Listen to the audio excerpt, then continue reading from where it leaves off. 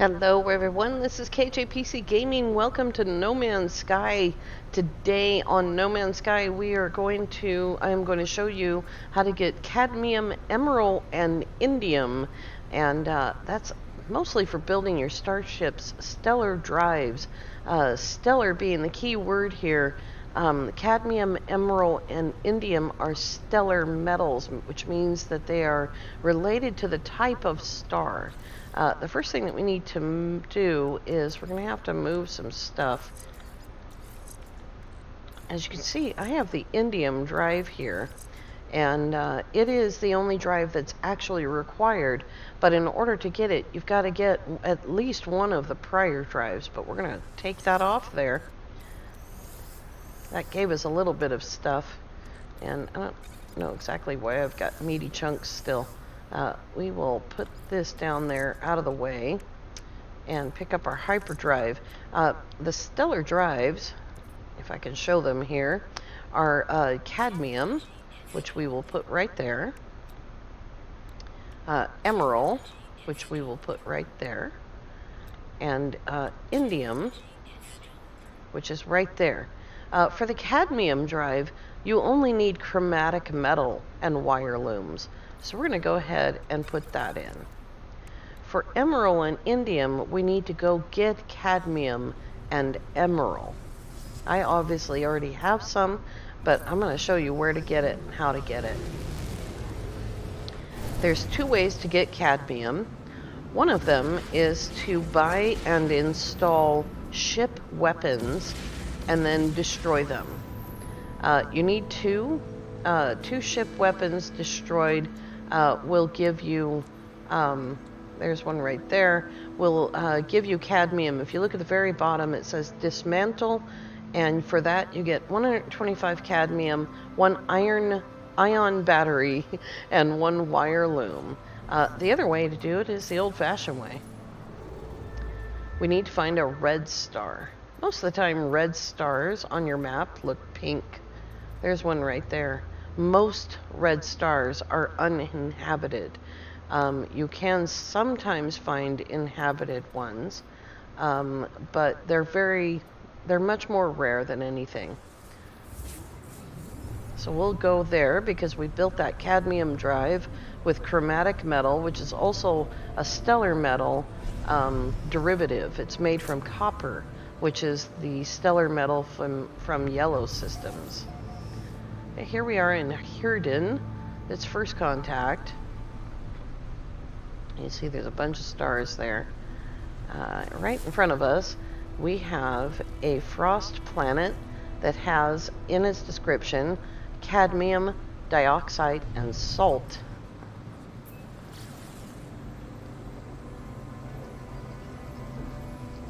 So we're going to go down there so that we can actually see it. Planet Umo 19/L6. We're just going to ignore those hostiles.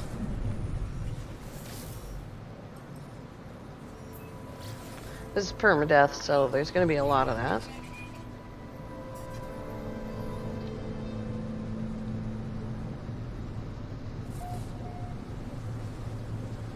Now there's two ways of doing this. You can pin the information and search for it from there in your log, or you can just land on a planet that says it has cadmium, and we'll just use our visor. And let's see, up there is salt.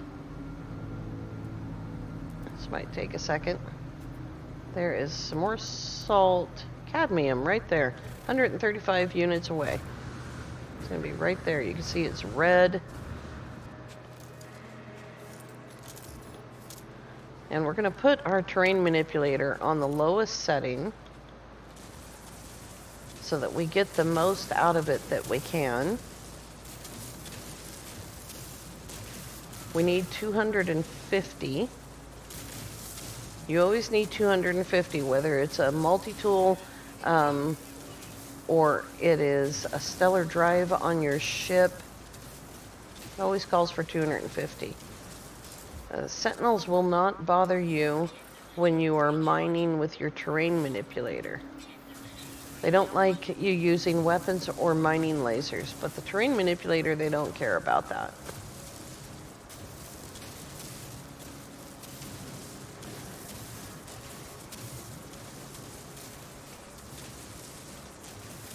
Let's see, how much is that? 190. Almost there.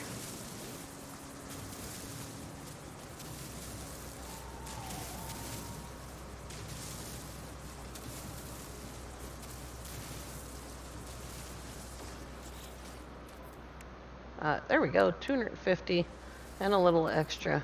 Get that out of the way. All right, back to our ship.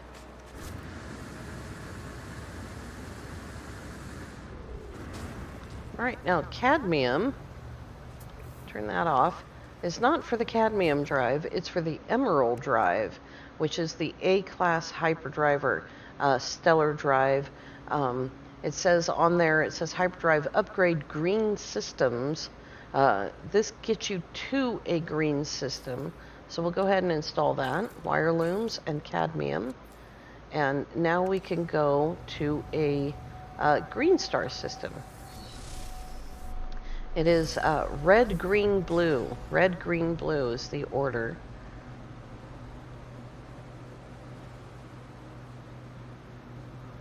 There's always a little tiny freeze when you're entering space from a planet. That is your game catching up. It's part of the programming. It's nothing to worry about. All right, there is a green star right there. It's actually an inhabited system.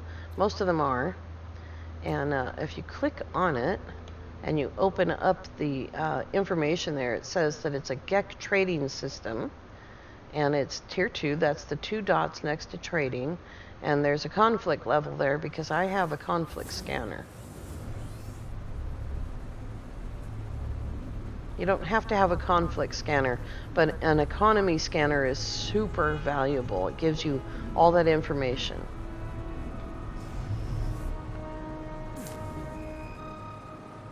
All right. There we go. This petrified planet right there, this anomaly, says that it has emerald, gold, and sodium. I've been to this star system before, and I've landed. That's a water planet. Try to avoid those when you're looking for stellar metal, or really most resources. If you're looking for water resources, that's one thing. But water really hinders your ability to find things. All right, we'll go right down to this anomalous planet.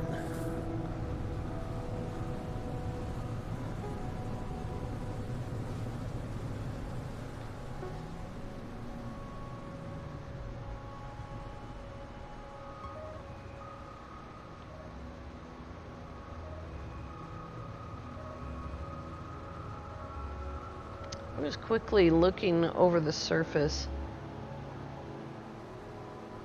I saw what I think might have been sodium. There's a boundary failure. We can land right there. This device is called a boundary failure, and it's part of the game lore. It has to do with the Sentinels, where and how they come from. All right, there is some sodium.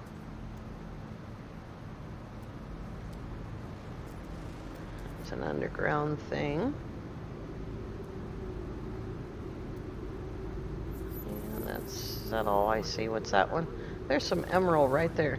You can't identify something through your ship. You have to walk around it. And emerald right there, 268 units away. Let's check the launch thrusters. That way I can call my ship to me once I get down there. It's easier to call your ship to where you are sometimes than to land there in the first place. It's always much, much easier to call your ship than to land pretty much anywhere. Righty, this is a tiny little bit. We'll turn that down. Get out of the hole. This is a dirty deposit. There's a lot of rock and debris in it that's useless. We might have to go find another one.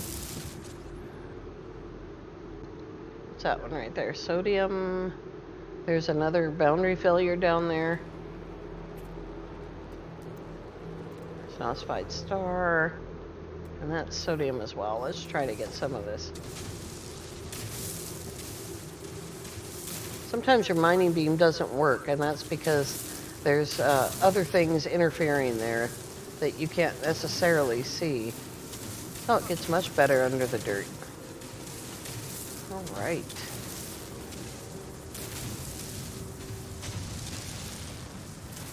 We already have a ton of emeralds, so probably just need this little bit.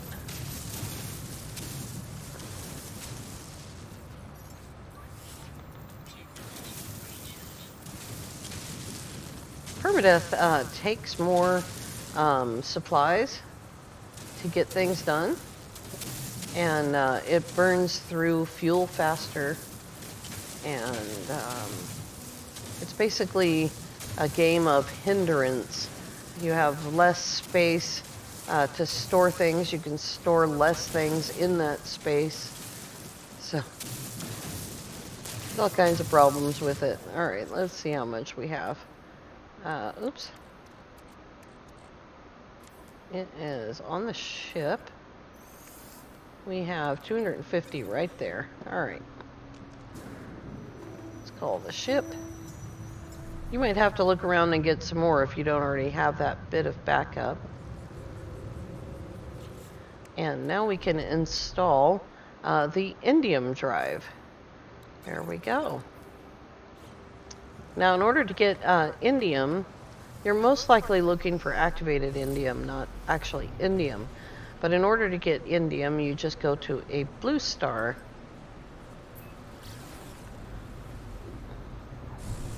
On your game, it might look different. Or you may be using the colorblind coding that's been added to the game. We'll turn around so that it's easier to see right there. It looks a little bit purple on my game, just like the red stars look pink. Here's an uninhabited one with loads of planets.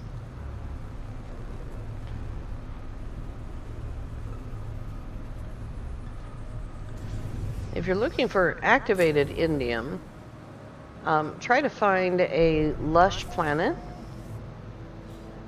that has activated indium. And then if you look in your onboard computer, there's a lush with activated indium. If you look in your onboard computer and it says boundary failing on your onboard computer, that means that the storms will not affect you. And that would be a hazard, non-hazard, or a lush, non-hazard. I'm sure there's several ways of describing it. Or you can just brave the storms. This planet is activated indium.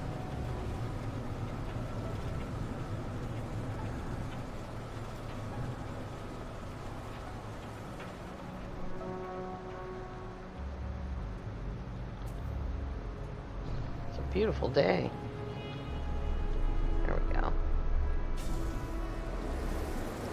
You're going to hear it stormy. It says boiling superstorms. This is not a hazard, non-hazard, and I'll just show you quickly inside the ship. It just says external temperature is 26 degrees, almost 27 degrees. But we can go ahead and look at what it looks like when you've got a non-hazardous hazard planet. And that sounds ridiculous, but there's plenty of them out there.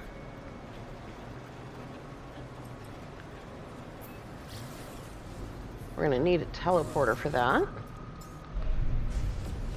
Whoa! Shippo! I need all of you to render. I need all of the power and might of my ship. Welcome to the Kukihara.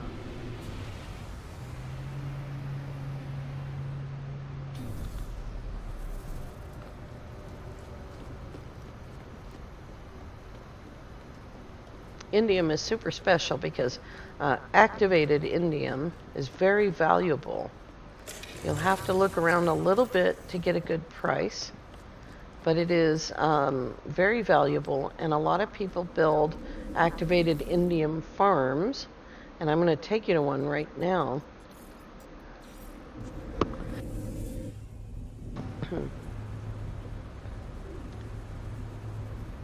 And I think that you'll agree that the price is pretty darn good. It's not going to be as good as a trade item like a stasis device. But stasis devices are super complex to make, and they require super complicated farms and a lot of technology. Hi, dude. How's it going? Been okay? No? Alright. Well, that's okay. Alright, where's my shippo? There it is. Alright. Now if we look inside and you look at the screen, it says environmental warning. Anomaly strength 25.80, boundary failing. That means that this planet, no matter how bad the weather gets, and it does get bad, let's look at the actual planet, not the thing. It says billowy storms, scarce resources, abundant fauna, high flora, unwavering sentinels. Also, it has activated indium. There's some right there. Activated stellar metal means that the planet is severely stormy. It is a hazardous planet. But because this particular lush planet is got that boundary failing, an anomaly detected on it, the storms have no effect. Here's my exocraft dude. And there's what the special things about this planet are. They are lushes. They are bubble grass lushes with bubbles in the air as well. And that's the first indication. If you're on an activated indium planet, you've got bubble grass and bubbles, and you look at your ship computer and it says anomaly, then there's not going to be any hazardous weather. And this is the best place in the world, in the universe, to build an activated indium farm. All right, guys, I want to thank you all so much for coming along. Oh, I was going to show you the price. If you have any questions about how to find stellar metals, oh, good grief, finally. Both saves are like that. If you have any questions about how to find stellar metals, then go ahead and put them in the comment section below. If I don't know the answer, I will find someone that does. All right, here's some stellar metal right here. 11,500 of it is worth almost 11 million units. So that's a great price. That will definitely help you along. And the more of the supply depots that you build, the larger this number right here is going to be. And the more that you can carry, the better off you're going to be. So once again, thank you all so much for coming along. And if you are, excuse me, if you are new to the channel, then please consider subscribing. If you're enjoying the content, then please click that like button. And as always, have an amazing day.